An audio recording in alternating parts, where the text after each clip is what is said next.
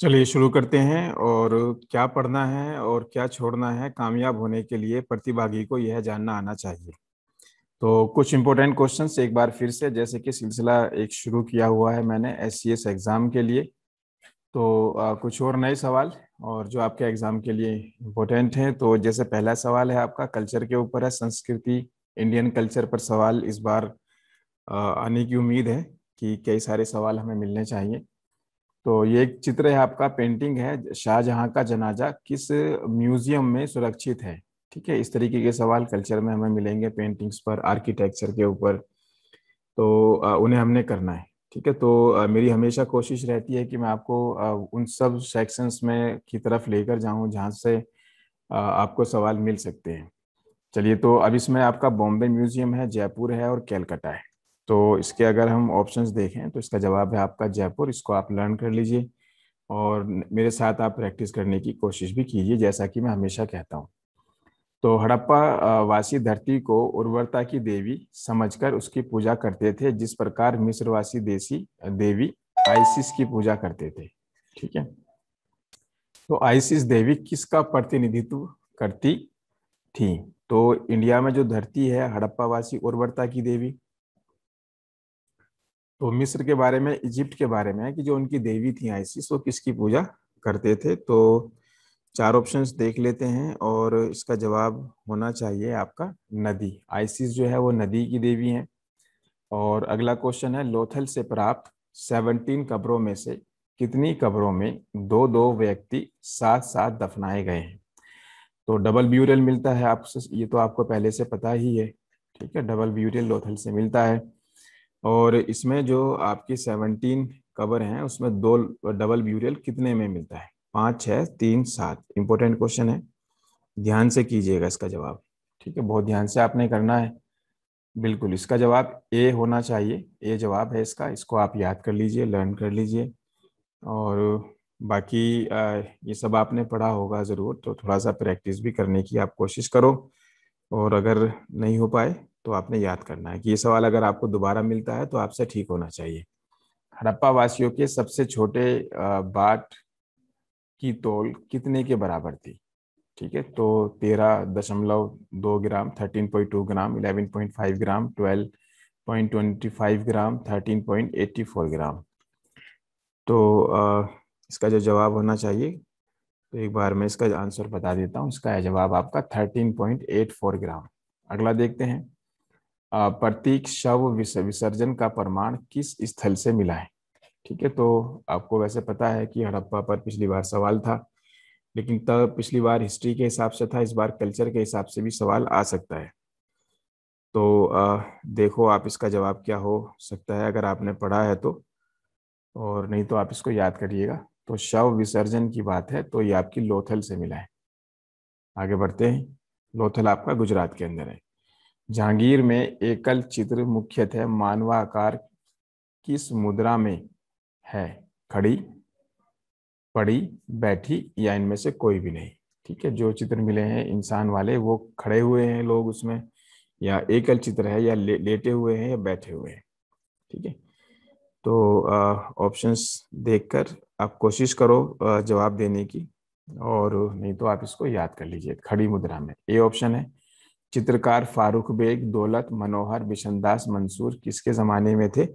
ये तो आसान है, आप देखते ही इसका जवाब बता दोगे। बिल्कुल बिल्कुल, जहांगीर इसका जवाब है, क्योंकि जहांगीर का जो टाइम पीरियड है वो golden age of Mughal paintings माना जाता है।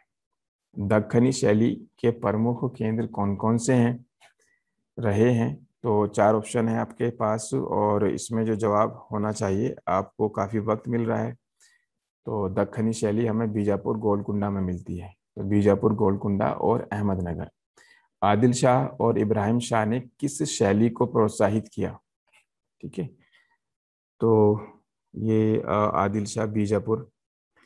तो अभी अभी एक सवाल हमने किया है, तो वहाँ से कॉमन सेंस के जरिए भी आप कर सकते हो। तो ये आपके आदिल शाह और इब्राहिम शाह दक्खनी शैली को इन्होंने प्रमोट किया था। आगे बढ़ते हैं, और पेपर चाहे हिंदी में दिया है हमने या हमारा पेपर इंग्लिश में आपको मिलता है, फैक्चुअल इंफॉर्मेशन जो है वो आपके काम की है। तो आपने इस बात से परेशान नहीं होना है कि इंग्लिश में नहीं है। कई बार कमेंट्स आते हैं कि हिंदी में दो, कभी आते हैं इंग्लिश में दो। प्रीलिम्स का जो एग्ज़ाम है वो इन्फॉर्मेशन का एग्ज़ाम है। अगला क्वेश्चन है, जो हड़प्पा से खुदाई हुई है, ठीक है, वहाँ जो आपकी सड़कें हैं उनकी चौड़ाई कितने फीट की है? ठीक है, जो राजमार्ग है आपका, तो 20, 25, 28 और 33 फुट। तो चार ऑप्शन है, ध्यान से जवाब दीजिएगा। 20 फुट, 25 फुट, 28 और 33 फुट। तो इसका जवाब है आपका डी। अगला अगला देखते हैं, कनिंघम ने किस सन में हड़प्पा के टीले का पता लगाया था? ठीक है, तो अब एक सवाल तो ये मिल गया कि कनिंघम ने लगाया था, कब लगाया था, ये हम देख लेते हैं। तो इसका ऑप्शन है 72, 78, 80, 90। तो इसका जवाब है आपका 1878। 1921 में किसने हड़प्पा के टीले की खुदाई करवाई? बहुत आसान सवाल है, ठीक है, और आपको जरूर आता होगा। तो इसका था आपका दयाराम साहनी। ठीक है, नहीं, हड़प्पा की खुदाई दयाराम साहनी और अखालदास बनर्जी मोहनजोदारो। छोटा सा सवाल है। अगला देखते हैं, 16वीं सदी में के मध्य में किस राजा के समय में बूंदी शैली के चित्र उपलब्ध होते हैं? तो बूंदी शैली पेंटिंग से जुड़ी हुई है। राजा राय सुरजन सिंह, उम्मेद सिंह, अनिरुद्ध सिंह और भाव सिंह। तो चार ऑप्शन है और इसका जो जवाब होना चाहिए, तो ये है आपका राजा राय सुरजन सिंह, ये जवाब है। ठीक है, याद कर लीजिए, तो आपको बूंदी शैली के राजाओं का नाम पता चला है। बूंदी शैली के अधिकांश चित्र कहाँ पर संग्रहित, किस म्यूजियम में रखे गए हैं या किस गैलरी में रखे गए हैं? ठीक है, बूंदी शैली के। तो इसका जो जवाब है वो है आपका Victoria and Albert museum, London. London में रखे गए हैं बूंदी शैली के। हड़ौती शैली का उद्भव कहाँ पर हुआ? हड़ौती, ठीक है, कल्चर वाले क्वेश्चंस हैं सारे, और आपको पता है कि SCS के सिलेबस में इंडियन कल्चर भी एक सेक्शन है आपका। ठीक है, तो इस सेक्शन पर हमने स्पेशल क्लासेस भी लगा रखी हैं ऑनलाइन, जो हमारे बैचेस चल रहे हैं।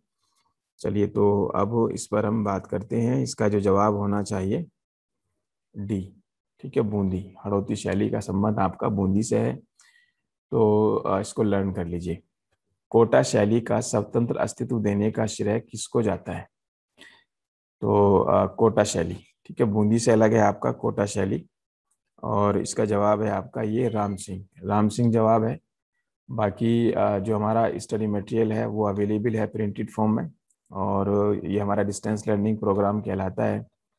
और इसके अलावा टेस्ट सीरीज भी है आपकी, प्रैक्टिस सेट भी आते हैं नोट्स के साथ में ही, और इसके अलावा ऑनलाइन क्लासेस भी चल रही हैं, ऑफलाइन बैच भी हमारा चला हुआ है। चलिए, तो आगे बढ़ता हूँ। भीमबेटका में कुल कितनी चित्रित गुफाएं हैं टोटल? ठीक है, तो भीमबेटका आपने पढ़ा है कि यहाँ से हमें अर्लीस्ट जो है पेंटिंग्स के एग्जाम्पल मिलते हैं। तो अगर हम कल्चर वाले क्वेश्चंस को देखें SCS वाले पेपर के लिए, तो चीज़ें बदल जाती है। ठीक है, तो अब इसका जो जवाब क्या होना चाहिए वो मैं आपको बता देता हूँ। अब इसमें 600, 400, 575, 475, तो 475। भारत मुनि ने नाट्य शास्त्र में रस को किसकी आत्मा कहा है? चार ऑप्शन है, चित्र की, काव्य की, मूर्ति की, नाटक की। तो इम्पोर्टेंट क्वेश्चन है, और इसका जो जवाब होना चाहिए बी, काव्य की। ललित कला के अंतर्गत नहीं आती। तो ललित कला के अंतर्गत क्या नहीं आता है? तो देख लेते हैं, चार ऑप्शन है इसमें भी। तो इसमें आपका चित्रकला आती है, बिल्कुल, संगीत कला भी आती है, काव्य कला भी आती है, तो कॉमन सेंस का है। ठीक है, पुस्तक कला नहीं आती है। अगला क्वेश्चन देखते हैं। विश्व प्रसिद्ध मरणासन राजकुमारी का चित्र किस गुफा में चित्रित है? तो जो आपकी अजंता की गुफाएं हैं ना, उसमें कौन से नंबर की गुफा है? 16, 17, 21, 19। आपने पढ़ा होगा जरूर, क्योंकि ऐसा नहीं हो सकता कि आप मना करोगे जी ये नहीं पढ़ा था हमने। ठीक है, तो इसका है आपका 17। अजंता में अब मात्र कितनी गुफाओं में चित्र उपलब्ध है? ठीक है, कितनी गुफाओं में हमें चित्र मिलते हैं? 17 में, 6 में, 8 में, 29 में। तो इसका जो जवाब है आपका वो 6, बी जवाब है। इंपॉर्टेंट है, याद कर लीजिए। जहांगीर द्वारा किस हिंदू चित्रकार को ईरान के शाह अब्बास का छाया चित्र बनाने के लिए भेजा गया था? ठीक है, इंपॉर्टेंट है, और जहांगीर के ज़माने का सवाल है।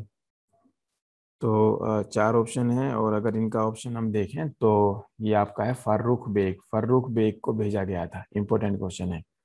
इस सम्राट के काल में व्यक्ति चित्रों को मुगल शैली में विशेष स्थान दिया गया। ठीक है, व्यक्ति चित्र, पोर्ट्रेट। तो चार ऑप्शन है, हुमायूं, जहांगीर, अकबर और जहांगीर, शाहजहां। ठीक है, 27 क्वेश्चन। तो ये जो है आपका, इसका जवाब है आपका डी। तो डी जवाब है इसका, शाहजहां के टाइम पर।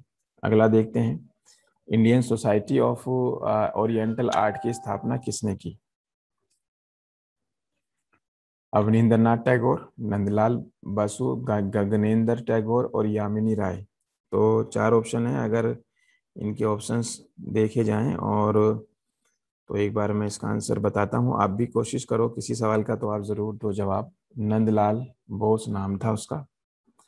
चलिए अगला सवाल देखते हैं। और संगमरमर में उत्कृष्टम अद्भुत कला के लिए भारत के प्रख्यात जैन मंदिर कहाँ पर है? ठीक है, मार्बल के बने हुए। तो इसमें चार ऑप्शन हैं, और अगर हम ऑप्शंस देखें तो संगमरमर के प्रख्यात जैन मंदिर तो आपके मोढेरा में मिलते हैं। तो इसका जवाब है आपका डी। ठीक है, और इसके बाद आगे बढ़ते हैं। कुतुब मीनार के संबंध में कौन सा कथन सत्य नहीं है? ठीक है, तो अगर इसके ऑप्शंस देखे जाएं तो यह चार मंजिला संरचना है, इल्तुतमिश द्वारा पूरी की गई। ऊपर की अधि इसकी परिधि क्रम से कम होती गई है। प्रारंभिक 3 मंजिलों में अधि योजना है। तो इसका जवाब है आपका ए। जो सही नहीं है वो बताना है, जो गलत है। जो आखिरी वक्त है आपका एग्जाम के टाइम का, जो 15-20 दिन का रहता है, उसमें क्वेश्चंस की प्रैक्टिस बहुत मायने रखती है। फतेहपुर सीकरी के संबंध में कौन सा जो स्टेटमेंट है वो गलत है, सही नहीं है?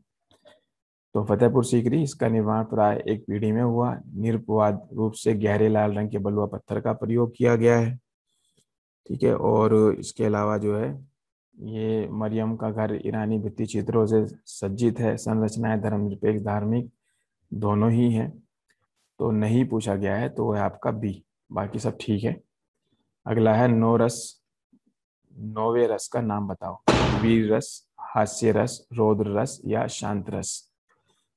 तो चार ऑप्शन अगर हम देखते हैं तो जो नौवा रस माना जाता है वो आपका हास्य रस होता है। औरंगजेब को चित्रकला में क्या थी? रुचि थी, अभिरुचि थी, दीवानगी थी या कुछ भी नहीं? तो ये आपका है सी। ठीक है, तो दीवानगी थी। ठीक है, लेकिन बाद में जो है उन्होंने बैन कर दी गई थी चीजें। कंपनी शैली के भारतीय केंद्रों में प्रसिद्ध है। तो अगला क्वेश्चन देख लेते हैं इसमें। तो इसका जो जवाब होना चाहिए, इसका है आपका दिल्ली। अगला क्वेश्चन देखते हैं। और बाघ गुफा की कौन सी गुफा है जिसको हाथी खाना के नाम से भी जाना जाता है? तो इसका जो जवाब होना चाहिए वो है आपका तीसरी। और बादामी में बाघ गुफा में रंग महल किस नंबर की गुफा है? तो इसका जवाब है ए, चौथी। देखो, इंडियन कल्चर जो है वो आपके सिलेबस का हिस्सा है। ठीक है, तो ये कुछ सवाल आपके उसी सेक्शन से रखे गए हैं। अगला सवाल देखते हैं, नेहरू और निक्कू किस शैली के चित्रकार थे? तो इसे देख लेते हैं, और इसमें जो जवाब होना चाहिए आपका वो चंबा शैली के। सांची स्तूप में किसकी अस्थियां रखी हुई हैं? सारीपुत्र, मोगलायन या दोनों की? तो इसका जो आंसर है आपका वो दोनों की, सी जवाब है। मंदिर स्थापत्य में शिखर का सबसे पहले प्रयोग किस डायनेस्टी के राजाओं ने किया? तो ये भी आपका कल्चर वाला क्वेश्चन है, और ये थे आपके गुप्त। आगे बढ़ते हैं इसमें। सामदेवी पहाड़ के शिलाश्रय के शैल किस रंग से बने हुए हैं?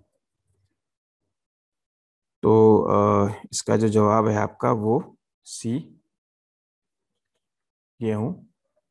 और प्रागैतिहासिक काल में चित्रों में सबसे अधिक चित्र किस प्रकार के हैं? पशुओं के, आखेट के, मनुष्य के या औजारों के? तो पेलियोलिथिक एज की बात है, तो इसका जो जवाब होना चाहिए आपका वो है आखेट के, बी जवाब है।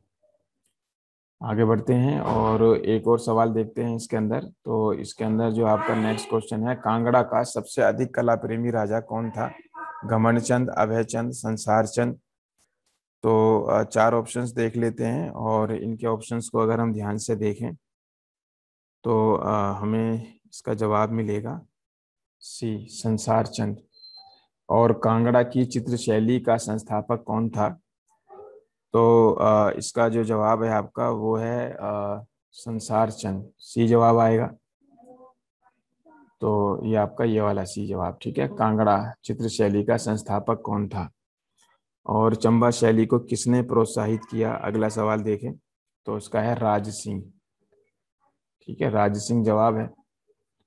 अगला क्वेश्चन देखते हैं नेक्स्ट, पाल शैली का प्रमुख केंद्र नहीं है, ठीक है। तो पाल जो कि बिहार वाला इलाका था आपका, तो वहीं से ही सवाल रखा गया है। तो इसका जो आंसर है आपका वो है उड़ीसा, ठीक है, डी जवाब है। और निम्न में से कौन सी पुस्तक पाल शैली की है? तो इसका जो आंसर आएगा आपका ये है करण देव गुहा। कागज पर पोथी चित्रण सबसे पहले किस शैली में हुई? तो इसका जो जवाब है आपका ये है डी। और शीत वर्ण है आपका, शीत वर्ण लाल, पीला, हरा और काला। तो इसका जवाब है आपका सी, हरा। हरे को शीत वर्ण कहते हैं। मेहरौली स्तंभ का संबंध किसके साथ है? तो इसका जो आंसर होना चाहिए वो चंद्रगुप्त सेकंड, चंद्रगुप्त सेकंड इसका जवाब है, यानी कि बी। और पाल युगीन पांडुलिपि चित्र किस धर्म पर आधारित हैं? तो हिंदू, ब्राह्मण, शैव और बौद्ध। तो इसके ऑप्शंस देख लेते हैं एक बार। और इसका आंसर है आपका ये बौद्ध। तो धर्मपाल का नाम आपने सुना होगा, विक्रमशिला यूनिवर्सिटी बनवाई थी। तो पांडुलिपि चित्रण प्रारंभ में किस देश, किस पर किया गया? कपड़े पर, कागज पर, ताड़पत्र पर या सभी पर? तो इसके ऑप्शंस हैं और इसका जवाब है आपका ताड़पत्र पर। पाल शैली का प्रमुख सेंटर नहीं था। तो ये सवाल अभी हमने किया है थोड़ी सी देर पहले, तो एक बार फिर से ये आ गया है, तो कोई बात नहीं है, इसको अभी हमने थोड़ी देर पहले किया है, वो था आपका उड़ीसा, ठीक है। तो अब इसके बाद आगे देखते हैं।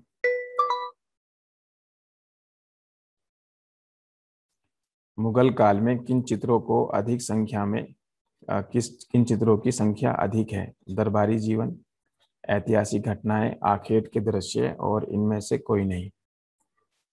तो चार ऑप्शंस देखें तो इसमें जो आपके जवाब होने चाहिए, तो इसका जो जवाब आपका आएगा ये आपका ऐतिहासिक घटनाएं, ठीक है, बी आंसर है। पेंटिंग्स के ऊपर है। और दरबारी चित्र शिल्प में कौन से चित्र आते हैं? पर्यटन, शाही दरबार, आखेट। तो इसका जवाब है आपका बी, शाही दरबार। अकबरनामा का सलीम का जन्म नामक चित्रण किस अभिव्यक्ति का सुंदर उदाहरण है? सलीम का जन्म, ऐतिहासिक, दरबारी और अनुपम। तो इसका जवाब है आपका ए, ऐतिहासिक। अगला सवाल शाहजहां का मैं कर चुका हूं थोड़ी सी देर पहले। स्थापत्य कला के केंद्र हम्पी के विठल स्वामी मंदिर का निर्माण किसने करवाया? तो इसका जवाब है आपका कृष्णदेव राय ने।